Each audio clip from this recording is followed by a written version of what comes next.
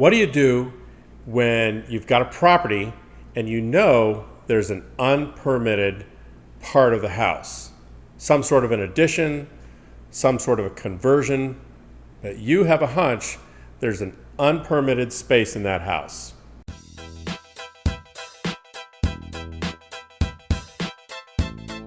I'm Phoenix real estate agent John Cunningham with eXp Realty. And today we're going to talk about unpermitted spaces in houses and how to deal with that.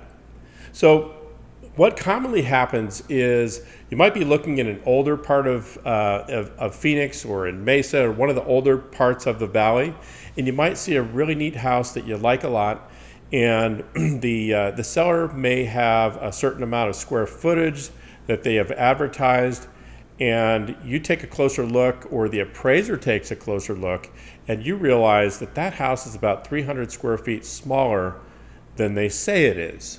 So what do? Well, there's a lot you can do, but first you want to find out is where is the difference. And a lot of times the guilty location is an Arizona room, an old patio that's been enclosed and been given air-conditioned vents and made into a room. Maybe they just put up those walls and did the finished work without ever having a home inspector come out. Maybe it's a garage that has been converted from a garage into a room. Maybe it's even an addition on the house that was never permitted. Now, the savings are in the hundreds of dollars for somebody if they bypass the permitting and the inspection process for small additions like we're talking about. And the cost to that owner can be significant when it's time to sell the home. So even if they do everything right, they do it to code and build it properly, maybe even do better than they have to do. By skipping that permitting process and the inspection process, they're really shooting themselves in the foot. And here's what happens.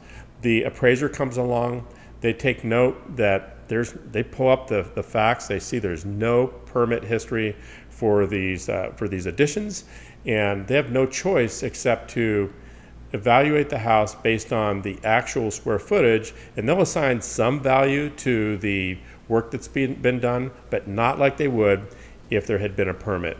So there's a couple of options for you if you're a seller and you know that there's been a permit done. There are some specialty companies that I work with who, one such company, I know that a young gal by the name of Leandra owns a company where she used to work for the Phoenix Permit Department for 13 years, and then after retiring from that job, she formed her own company that is designed to help people go into existing structures and go through the permit process, even though the work may have been done 20, 30 years ago. She can take that house through the permit process. It costs a few bucks, but typically the money to be seen, captured at time of sale, it far exceeds what you're leaving on the table by not getting that house through the permit process. Another thing that happens is sometimes people have work that's been done to the house and they don't even know if they've had permits on it or not. They're maybe the second owner who took ownership of the house after the work was done, and it's really easy to research. Reach out to me and I'll get all the permits pulled for you and email them to you. If you have any questions about this permit process, or if you have other real estate topics you'd like me to research for you and make a video on, just reach out to me and I'll be happy to do those for you. I'm John Cunningham with eXp Realty. See ya.